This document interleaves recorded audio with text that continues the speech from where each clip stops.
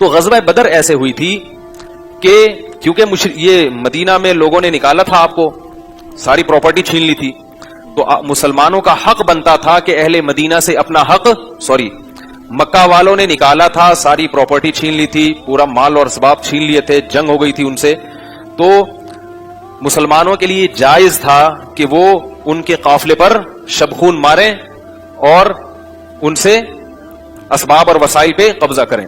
تو آپ صلی اللہ علیہ وسلم کو اطلاع ملی کہ شام سے تجارت کرتا ہوا ایک قافلہ مدینہ کے راستے سے ہوتا ہوا مکہ جا رہا ہے, ابو سفیان کا اور ابو جہل کا. ان کی جو تجارتی قافلہ ہے نا, یہ کہاں سے جا رہا ہے؟ ادھر سے.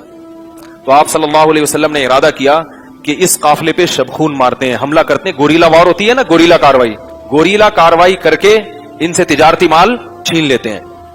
کیونکہ جب کسی ملک سے آپ کا کوئی ایگریمنٹ نہیں ہے نا, تو اس کا مال حلال ہوتا ہے.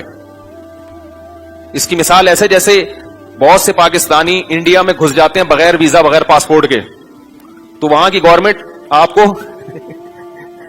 گرفتار بھی کرتی ہے اور بھیجتی ہے تو پورا کنگال کر کے, بعض دفعہ پیسے لے کے چھوڑتی ہے.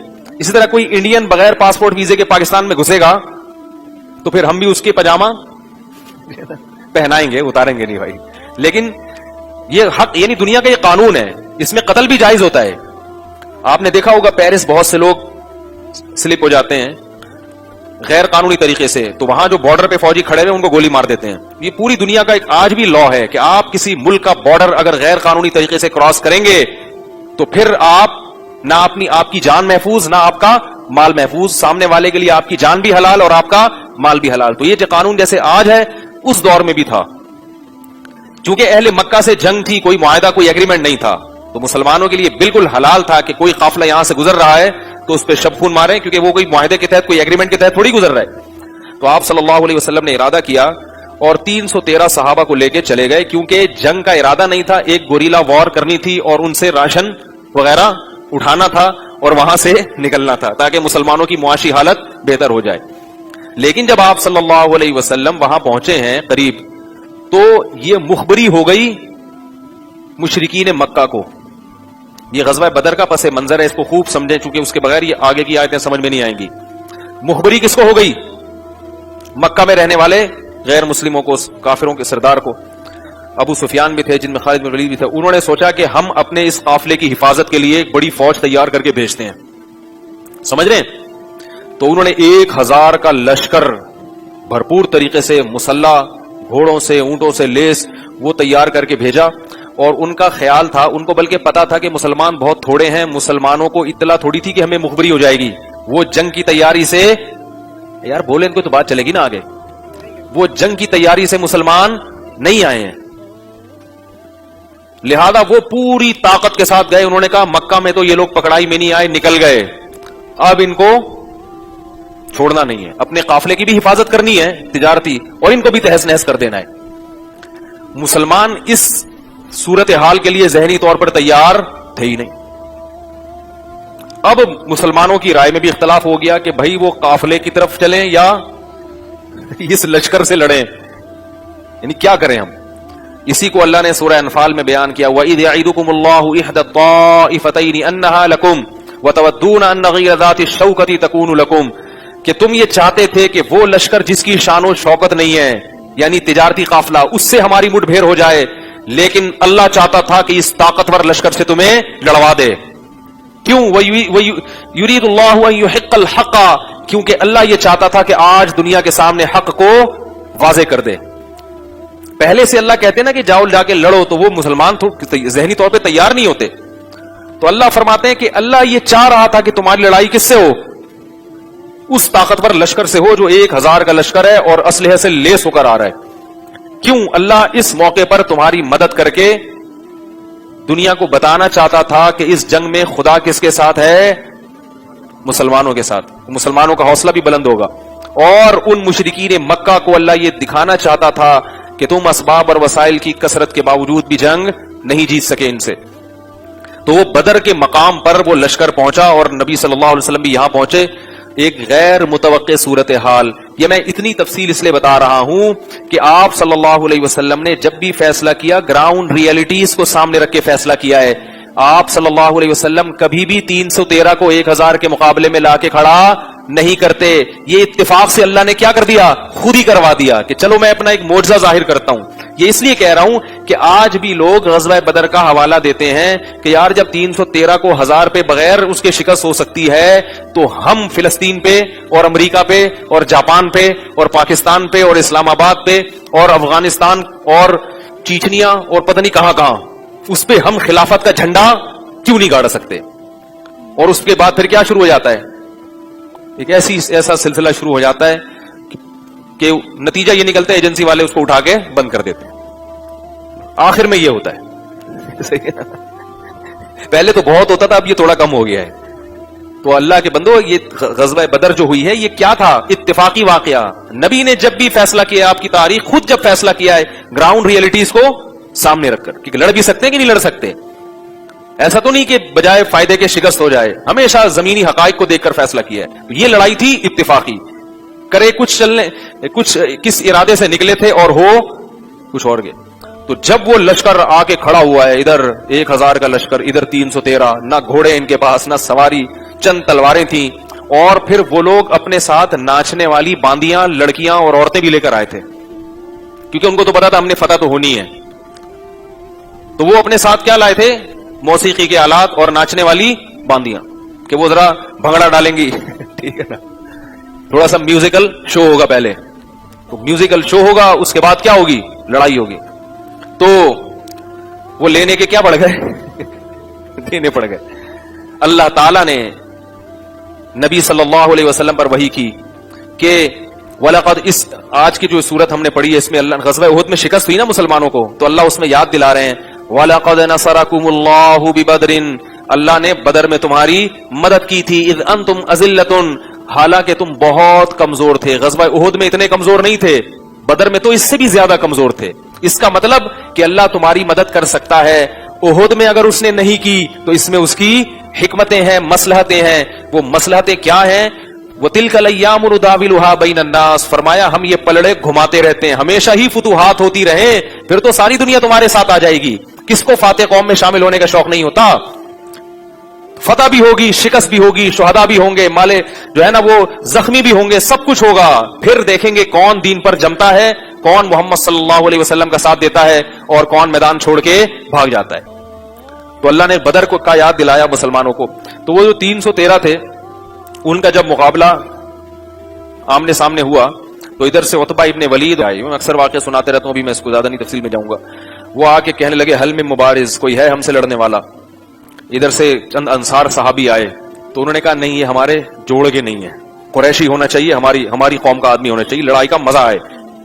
یہ فنٹر گیری ہمیشہ سے چل رہی ہے دنیا میں, اور یہ فنٹر گیری انسان کو بعض دفعہ مہنگی پڑ جاتی ہے. تو آپ صلی اللہ علیہ وسلم نے حضرت جعفر طیار کو بھیجا, اپنے چچا زاد بھائی حضرت علی کو بھیجا, اور عبیدہ ابن جراح رضی اللہ تعالیٰ عنہ کو بھیجا. تو ان قریشی سرداروں کو دیکھ کر وہ کہنے لگے نعم اکفاؤنا, یہ ہیں ہمارے جوڑ کے, ان سے لڑائی میں کیا آئے گا؟ مزہ آئے گا. اور وہ تینوں ڈیلیٹ ہو گئے. ٹھیک ہے, لڑائی کا. ادھر سے مسلمانوں میں حضرت ابو عبیدہ شہید ہو گئے تھے. عبیدہ ابن جراح تھے, ابو عبیدہ نام ذہن سے نکل رہا ہے, یہ شہید ہو گئے تھے. تو اس کے بعد جنگ شروع ہوئی.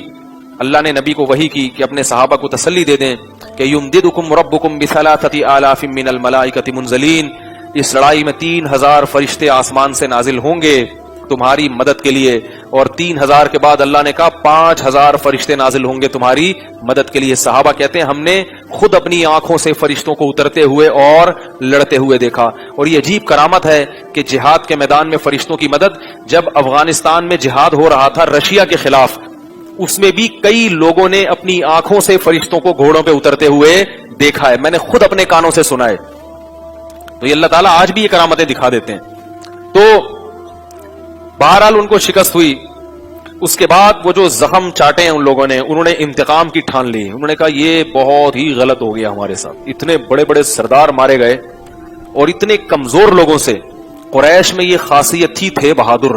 میں اکثر بتاتا رہتا ہوں نا کہ اللہ نے اپنے نبی کو جو قوم دی, اس قوم میں کچھ بڑی خاص باتیں تھیں. غیرت, بہادری, سخاوت, صلہ رحمی اور صدق, یعنی وعدہ خلافی نہیں کرتے تھے. ابو سفیان غیر اس وقت مشرکین کے سردار تھے, مگر ہرقل بادشاہ کے سامنے ابو سفیان نے جو تقریر کی ہے نا نبی کی تعریف میں، اس میں جھوٹ نہیں بولا. انہوں نے کہا اگر میں جھوٹ بول دوں گا میری قوم کہے گی سردار ہو کے کیا کرتا ہے، جھوٹ بولتا ہے. اس کو بڑا برا سمجھتے تھے.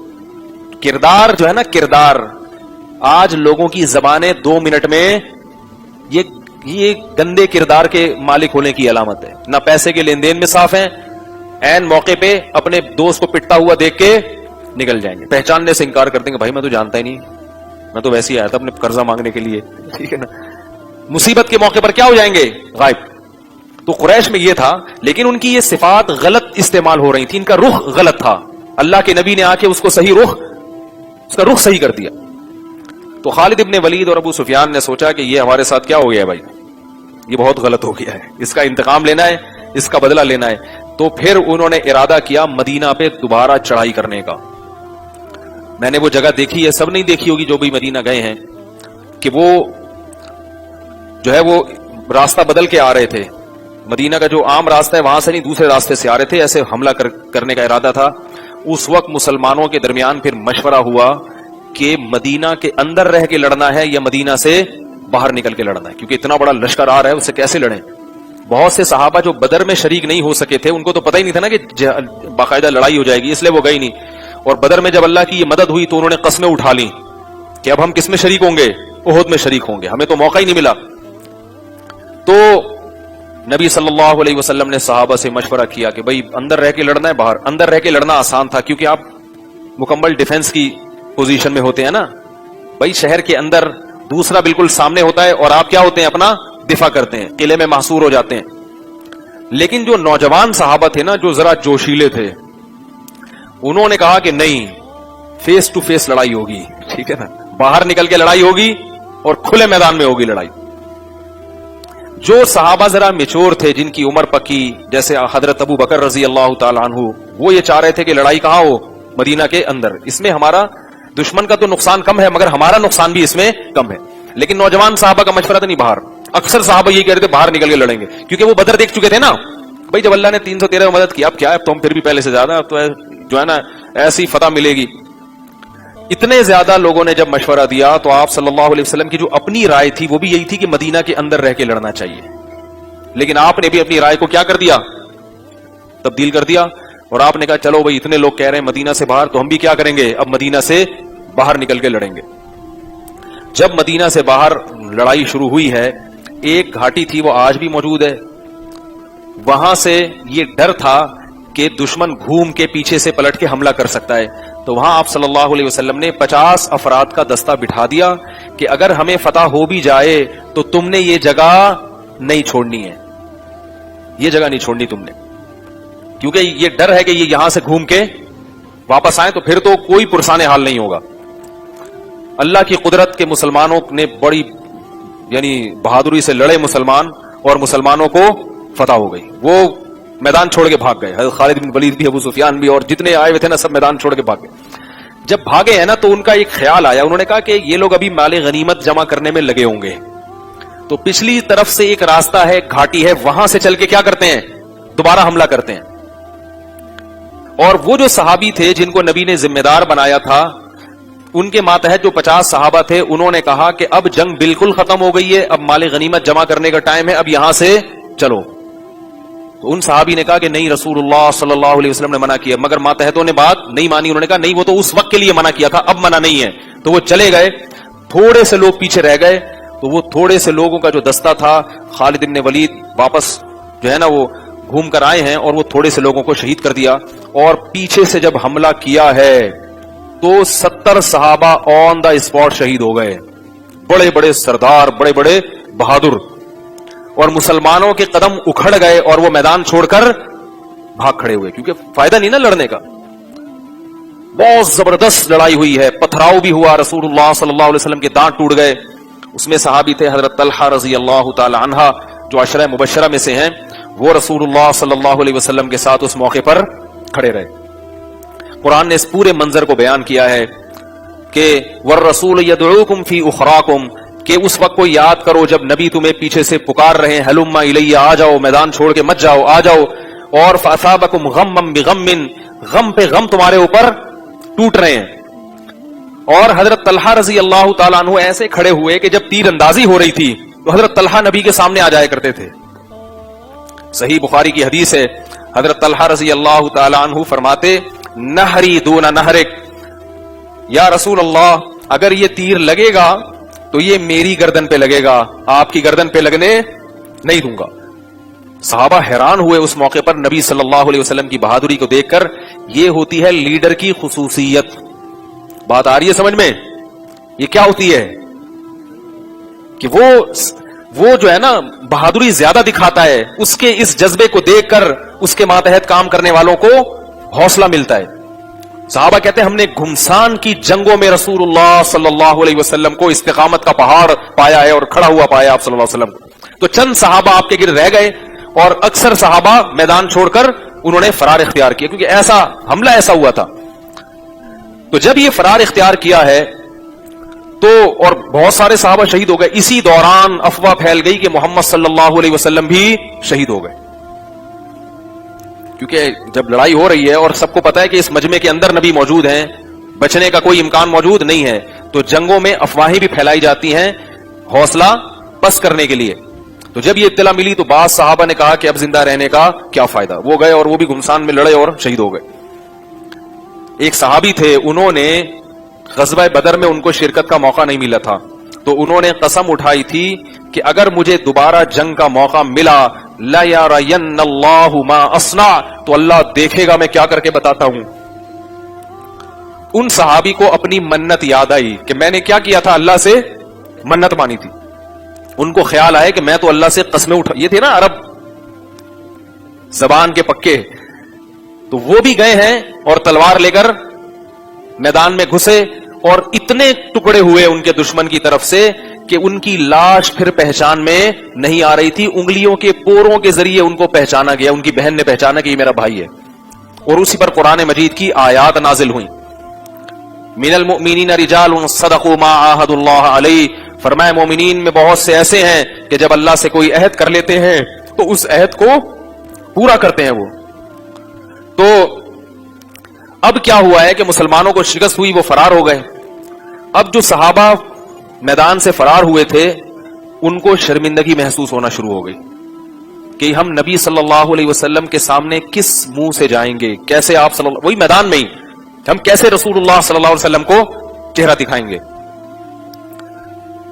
لیکن اچھا جب یہ جو خالد ابن ولید آگے گئے ہیں نا, تو ان کو خیال ہوا کہ یہ لوگ شکست خوردہ ہیں, شکست کھا چکے ہیں, تو ایک حملہ اور کرو. یہ جنگ کی میں ایک پالیسی ہوتی ہے, حکمت ہوتی ہے کہ آپ جب دیکھتے ہیں نا کہ اگلے کا مورال ڈاؤن ہو گیا ہے تو پھر دشمن آپ کو نقصان پہنچانے میں کوئی کسر نہیں چھوڑتا. خالد ابن ولید کا ارادہ ہوا ایک دفعہ دوبارہ پلٹو, کیونکہ یہ ابھی شکست کھا چکے ہیں, اور نقصان پہنچاؤ. اور خالد ابن ولید نے نا بہت ساری فوجوں کو اور بھی قبائل کو اپنے ساتھ جمع کرنا شروع کر دیا, مدینہ کے اور دوسرے لوگوں کو بھی جمع کرنا شروع کر دیا. ادھر نبی صلی اللہ علیہ وسلم کو اطلاع ملی کہ بھائی یہ تو میرے ساتھی پہلے ہی شکست کھا چکے ہیں, لاشیں پڑی ہوئی ہیں, اور ادھر جو ہے وہ اور قبائل جمع ہو رہے ہیں اکٹھے ہم کو ترنے والا بنانے کے لیے. آپ صلی اللہ علیہ وسلم صحابہ کے پاس گئے, ان سے وہ بیچارے شرمندہ ہو رہے تھے, تو آپ صلی اللہ علیہ وسلم انہوں نے کہا کہ ہم تو یا رسول اللہ میدان سے بھاگنے والے ہیں. تو آپ صلی اللہ علیہ وسلم نے ارشاد فرمایا کہ تم بھاگنے والے نہیں ہو, تم تو پلٹ کر حملہ کرنے والے. حوصلہ دلایا. یہ بھی لیڈر کی ایک خاصیت ہوتی ہے کہ وہ اپنے ساتھیوں کا مورال ڈاؤن ہونے, وہ ان کی غلطیوں پر ان کو رسوا نہیں کرتا. اسے پتا ہے کہ غلطی کس سے ہوتی ہے, انسان سے ہوتی ہے, اور یہ اس غلطی میں معذور تھے. حملہ ایسا ہوا تھا کہ کوئی بھی ہوتا تو پاؤں کھڑے جاتے. تو آپ صلی اللہ علیہ وسلم نے ان کو شرمندہ کرنے کے بجائے ان کو حوصلہ دلایا. فرمایا کہ تم بھاگنے والے بولو بھائی نہیں ہو, تم تو پلٹ کے حملہ کرنے والے ہو. اس کے بعد کچھ منافقین نے آ کے نا صحابہ کو ڈرایا, ان الناس قد جمعوا لکم فخشوہم, لوگ تمہارے لیے دوبارہ جمع ہو رہے ہیں, اب تم ان سے ڈرو, بھاگو یہاں سے. صحابہ کرام کھڑے ہو گئے اور فرمایا کہ حسبنا اللہ و نعم الوکیل. کہنے لگے کہ ہم دوبارہ لڑیں گے. کیا کریں گے؟ کوئی بات نہیں, ایک جنگ ہوئی ہے, ایک دفعہ اور کھیل کھیلیں گے. اس حالت میں بھوک اور پیاس کی شدت میں جب نبی نے ان کو حوصلہ دیا ہے تو کیسا حوصلہ پیدا ہوا, اور کہنے لگے کہ جمع ہونے دو, حسبنا اللہ و نعم الوکیل, اللہ ہمیں کافی ہے اور وہ ہمارا بہترین کارساز ہے. کیسا ایمان تھا اس وقت. یہ بھی تو کہہ سکتے تھے اللہ اگر کافی ہوتا تو یہ حال تھوڑی ہوتا جو ابھی ہوا ہے. یہ تو محمد صلی اللہ علیہ وسلم نے ہمیں فتح اور نصرت کی خوشخبریاں سنائی ہوئی تھی, لیکن نتیجہ کیا نکلا ہے؟ بجائے حوصلے پست ہونے کے کیا کہہ رہے ہیں؟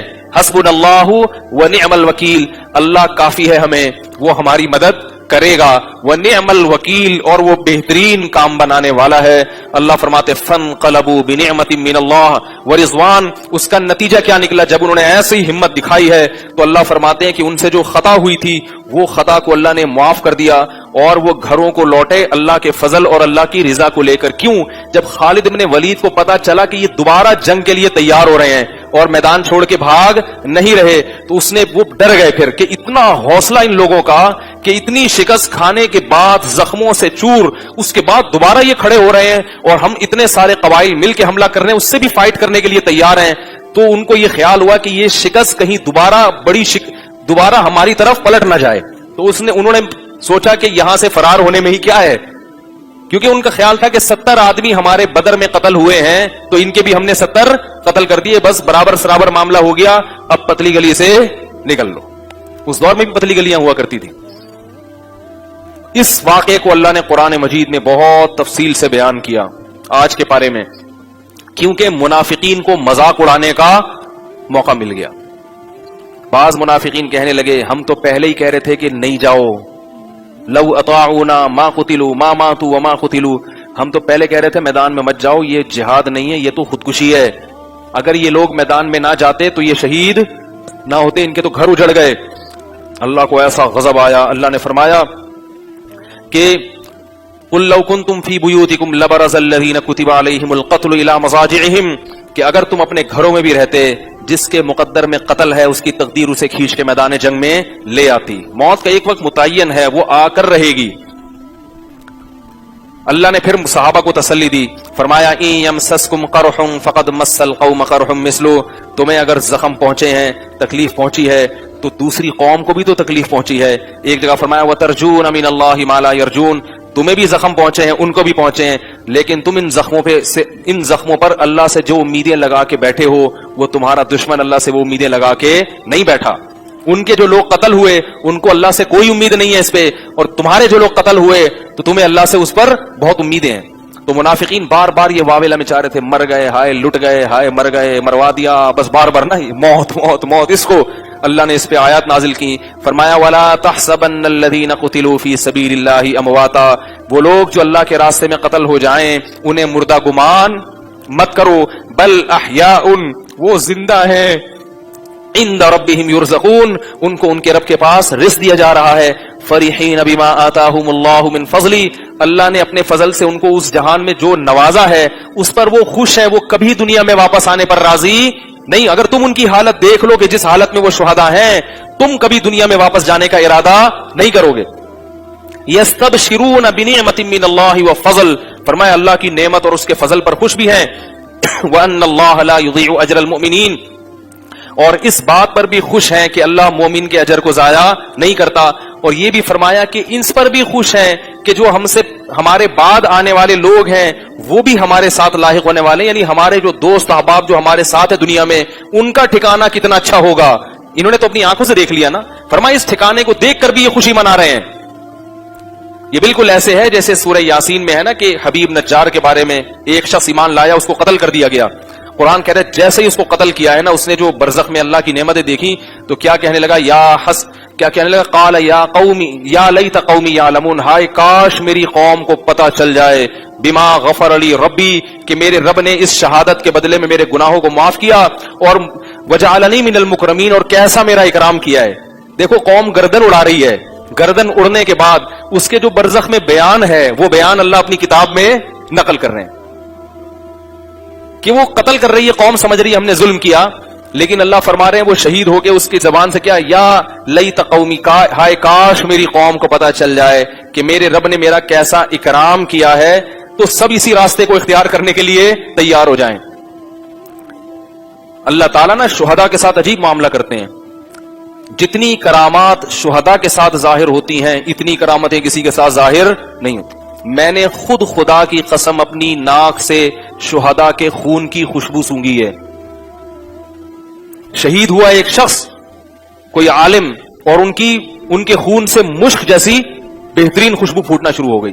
کوئی عطر نہیں ہے, کوئی خوشبو کا کوئی ایسی نہیں جو ان کے اوپر ڈال دی جائے. ایک ایک ہفتے پرانی لاشیں ان سے بھی خوشبو پھوٹ رہی ہوتی.